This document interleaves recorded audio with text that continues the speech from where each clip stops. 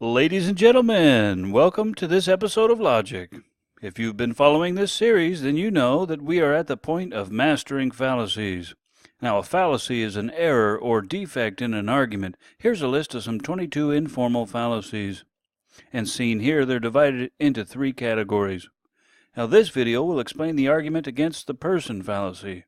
This fallacy is also known as the ad hominem fallacy. Now, this fallacy is committed when one arguer tries to discredit another's argument by calling into question personal characteristics of that arguer. The argument against the person always involves 2 arguers. The first person provides an argument, and then the second person does not attack the argument, but rather attacks the person making the argument. Now, there are 3 kinds of argument against the person fallacy. That is abusive, circumstantial, and the you-too fallacy. Now, abusive is when the second arguer attacks the first arguer by verbal abuse or name-calling.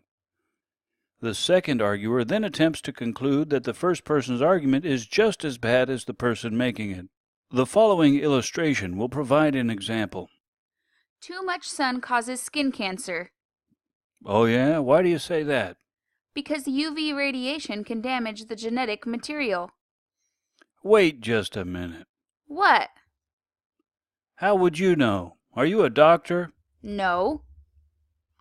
Are you a dermatologist or a nuclear physicist? No. So you're completely ignorant about contemporary neurophysiology?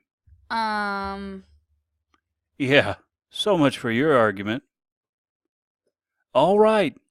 Notice that Cindy argues that too much sun can cause skin cancer. And then Frank argues that since Cindy is not a doctor, her argument is no good.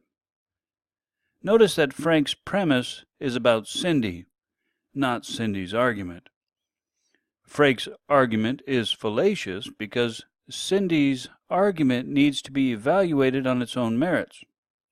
Even if Cindy is not a doctor, her premise can still support her conclusion. Okay, next is the argument against the person circumstantial. Now, this fallacy is committed when the second arguer attacks the first arguer by claiming that there are certain motivations that are causing the first arguer to make the argument. The following illustration will provide an example. All fast food workers should get paid at least $20 an hour. Oh yeah? Why so? Well, the service they provide deserves at least $20 an hour. Also, it's discrimination not to pay them $20 an hour.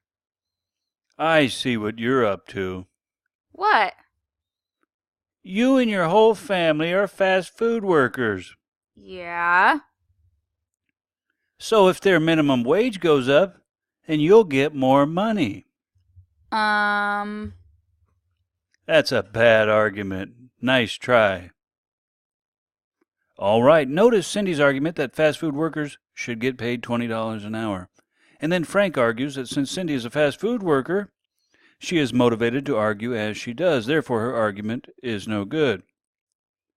But notice Frank's premise is against Cindy, not Cindy's argument. Frank's argument is fallacious because even if Cindy is motivated to provide an argument, it doesn't mean that the argument is bad. All right, next, the you-too version of the fallacy. Now, this fallacy is committed when the second arguer attacks the first arguer by claiming that the arguer is a hypocrite. The following illustration will provide an example. Every driver that goes over the speed limit should go to jail. Oh yeah? Why is that? Because they cause a serious hazard to everyone on the road. Okay. Also, the speeding causes them to consume more gasoline. So what? It's the law, and everyone should obey the law. You shouldn't be talking about speeding. What do you mean? Last weekend you were speeding on the way to school. Well, yeah. Now that I think of it, you were speeding this morning. Oops. Looks like your argument is not so good after all. All right, ladies and gentlemen, notice that Frank argues that all the speeders should go to jail. And then Cindy argues that since Frank is himself a speeder, that his argument is no good because Frank is a hypocrite. However, it's Cindy's argument that is fallacious, because her premise is logically irrelevant to her conclusion. Whether a person is a hypocrite or not is irrelevant to whether or not the person has a good argument. Well, I hope you've enjoyed this video on the 3 kinds of arguments against a person, also known as ad hominem. Join us next time as we continue exposing logical fallacies. Comment, like, share, and subscribe, and have a great day.